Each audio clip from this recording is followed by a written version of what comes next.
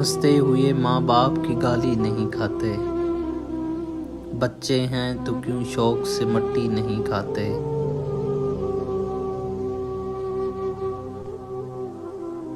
तुमसे नहीं मिलने का इरादा तो है, लेकिन तुमसे न मिलेंगे ये कसम भी नहीं खाते।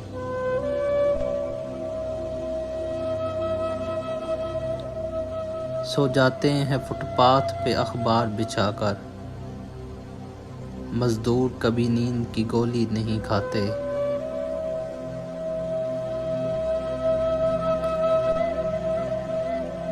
बच्चे भी गरीबी को समझने लगे शायद। अब जाग भी जाते हैं तो सहरी नहीं खाते।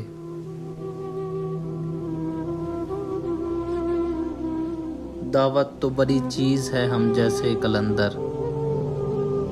हर एक के पैसों की दवा भी नहीं खाते।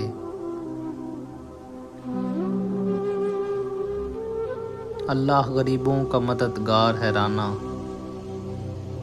हम लोगों के बच्चे कभी सर्दी नहीं खाते।